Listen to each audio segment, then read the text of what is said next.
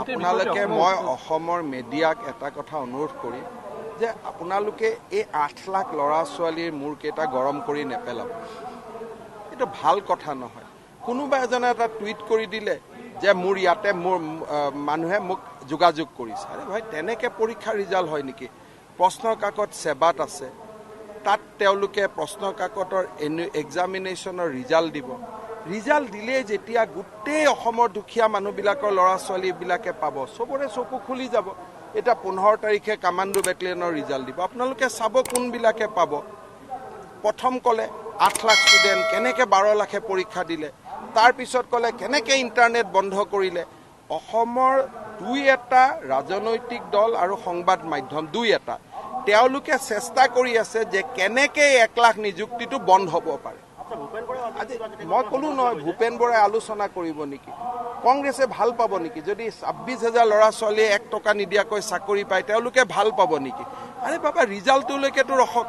ৰিজাল্টটোত ওলাব নহয় যে মুকেশ আম্বানী ল'ৰাই চাকৰি পাইছে নে গাঁৱত পকৰি বিক্ৰী কৰা ল'ৰা ছোৱালীয়ে চাকৰি কৰিছে। ৰিজাল্টে ক'ব নহয়। এটা ষড়যন্ত্ৰ নহয়। মই ভাবোঁ যে এইবিলাক হৈছে মানসিকভাৱে খুব দুৰ্বল, যে চাকৰি দি দিব বিজেপিৰ ভাল হৈ যাব। আৰে বিজেপিৰ ভাল নহয়, 26,000 দৰিদ্ৰ পৰিয়ালৰ ঘৰত খোৱা বোৱাৰ এটা পথ উজ্বলিব। তেওঁলোকৰ পিতৃ মাতৃ অপেক্ষা কৰি আছে। এজন ল'ৰাই কৈছে যে মোৰ প্ৰাক্তন বিধায়কে পইচা খুজিছে। প্ৰাক্তন বিধায়কৰ নাম সুধিছোঁ, কয় নাম নাজানো। গাড়ী নম্বৰ ক'লে নাই।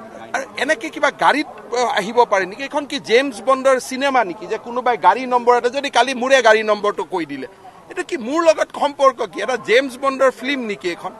কি জানে আপোনাৰ গাড়ী নম্বৰটোৱে কৈ দিয়ে। আৰে বাবা, পৰীক্ষাৰ প্ৰশ্ন কেইটা ওলাল, ক'ত পালোঁ?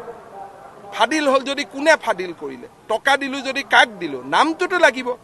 এনেকৈ অসমৰ 2-এটা মিডিয়াই যিটো উৎপাত কৰিছে, ল'ৰা ছোৱালীবিলাকে পগলা হৈ যাব নহয়। 8 লাখ ল'ৰা ছোৱালী নাপায় নহয়। আৰু এইবোৰ কাম কৰিব পায় নেকি? আজি এজন ল'ৰাই কৈছে, টুইট কৰিছে যে মোৰ ওচৰত আহি কৈছে। আৰে তেনেকৈতো দালাল অসমত অভাৱ আছে নেকি? আজি অসমততো দালালৰ কোনো অভাৱ নাই। চবেই ক'ব যে মই চাকৰি দিব পাৰিম, টকা দিয়ক। কিন্তু তেওঁলোকে টকা লোৱাকেইটাই চাকৰি পাব নেকি? সেইটোতো অপেক্ষা কৰিব লাগিব নহয় ৰিজাল্ট দিয়ালৈকে। সংবাদ মাধ্যমৰ এটা ডাঙৰ গুৰুত্বপূৰ্ণ ভূমিকা আছে। কিয় আজি প্ৰথম দিনাৰ পৰাই 2টামান সংবাদ মাধ্যমে চেষ্টা কৰি আছে। প্ৰথম ক'লে ইণ্টাৰনেট কিয় বন্ধ কৰিব লাগে, তাৰপিছত ক'লে 9 লাখ ল'ৰা ছোৱালী 12 লাখ কেনেকৈ পৰীক্ষা এমপ্লয়মেণ্ট এক্সচেঞ্জত আহিলে। আৰে 4টা পৰীক্ষাত যদি এজন ল'ৰাই 4টা পৰীক্ষা দিয়ে, বহি 12 লাখখন নহ'ব নেকি? কেইটামান সংবাদ মাধ্যমে এইটো বহুত চেষ্টা কৰি আছে, 2-এজনে, আৰু কেইটামান ফ্ৰাষ্ট্ৰেটেড পলিটিকেল পাৰ্টি। ৰিজাল্টৰ দিনাখন পানী গাখীৰ হৈ যাব নহয়। ৰিজাল্ট মইতো কৈছোঁ যে দুৰ্গা পূজাৰ আগত এটা, দুৰ্গা পূজাৰ পিছত এটা দি দিব লাগে। ঝামেলা সিদিনাখনেই খতম হৈ যাব। আৰু এনেকুৱা এইবিলাক জেমছ বণ্ডৰ ফিল্ম নেকি যে গাড়ী নম্বৰ ক'ব? আৰে পৰীক্ষাৰ প্ৰশ্ন কাকত লিক হোৱাৰ লগত গাড়ী নম্বৰ কি সম্পৰ্ক?